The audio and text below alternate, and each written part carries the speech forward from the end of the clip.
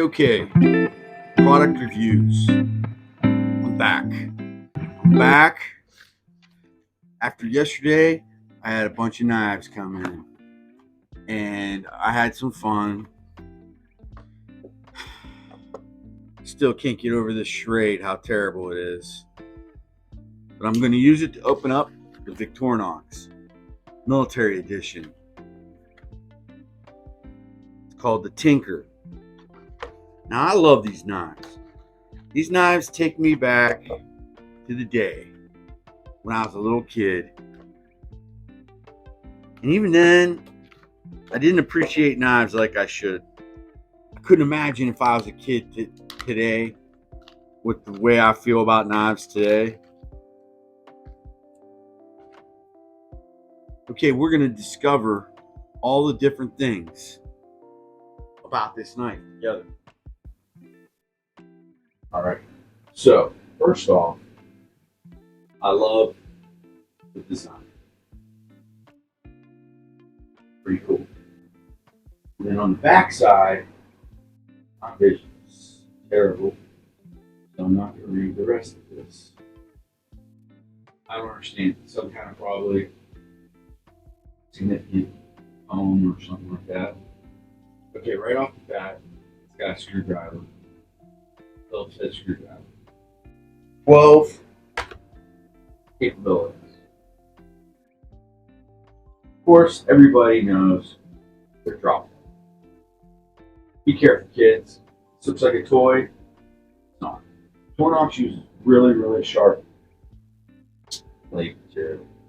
That's 2. Then you got your flat head and your bottle opener. There's a little notch right there. It's going to mean something. Notch right there. Of course, that means something. But there's 1, 2, 3, 4 things. You got your toothpick, the old toothpick, and then you got your tweezers. All right, so I'm going to tell you right now, before I go any further, there's like a little helmet and boots right there. That'd be cool if you could press that and you had a flashlight. They do that.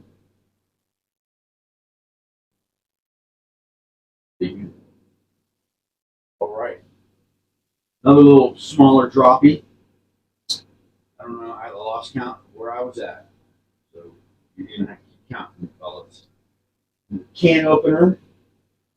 Another little screwdriver kind of tip thing there. I don't think we're at 12 yet. I pulled all these bad boys out, just about. Good enough for me. May have only been 10, I don't know. So, I'm going to be taking a trip to Smoky Mountain. I want to meet TC. And I got to be honest. Smoky Mountain Knives, get on their website. They've got a video where he does a tour of his store, of their store. TC doesn't own it. He may be part owner, who knows. He's kind of famous on the interweb because he's a knife reviewer guy, and he can have his hands on any knife in the world just about, because that place is a shopping mall. It's huge, man. He walks around and he's like, and there's Demko knives, and he's got a case of Demko knives. Oh, and there's Jack Wolf knives and a case of those. Oh, CRKT's got a whole branch. You know what I mean? Their Victorinox section looks out of control. Out of control, man. It's got stuff everywhere, and they do all these themed knives. I'm glad I'm not a collector. If I was a collector, I'd be collecting these things. I wouldn't be collecting anything else, because these, SMKW, they do a good job on having a lot of cool inventory. You know, I need to open up a knife store here in Indiana. You know, why not? I couldn't imagine the cost of having that inventory. But man, I went to Cabela's yesterday. We have a Cabela's close to me. And I've been going in there every once in a while. When I go in there, I go to the knife case. So they have a couple rows of knives that has like all the packaged knives that come in these packages like this, hanging on the wall. And then they have a glass case where they keep some more special knives, more expensive knives, kind of whatever. Now, what I don't understand is Cabela's doesn't stock any Civivi, Kaiser, Artisan Cutlery, CJRB, Bostede. Oh man, Petrified Fish. They don't, and it's not like they're doing it because they're Chinese, because they stock Chinese knives, man. But so this case, I go there and I talk to the person. 9 out of 10 times, the person doesn't really know much about knives. This guy wasn't bad. He knew something, a little something. So, me, I'm not going to go in there and act like a know-it-all. So I'm like acting like he's educating me. It kind of was a couple things. But I tell you what was cool is I started talking to him, and, and I go, man, why don't you ever put those Benchmades on sale?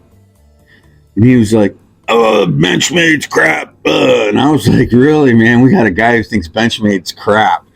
I was like, whoa, you lost me there, man, because they're not crap. Yeah, they're expensive and it pisses people off, but they're not crap at all.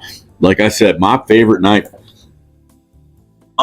unbeknownst to me, I never would have thought it would have been, is Benchmade, but it's my Benchmade slip joint proper.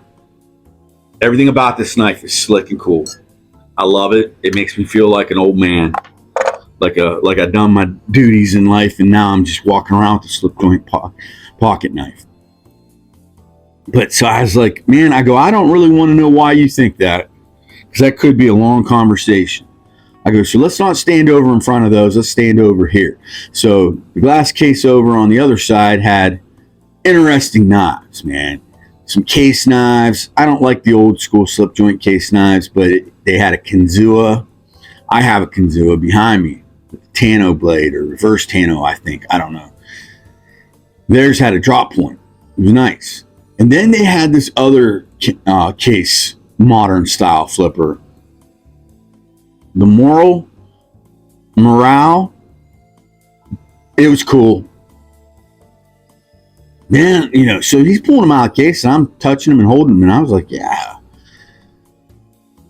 And then he pulls out the zero tolerance, and I don't know which one it was, but it was carbon fiber, assisted opening.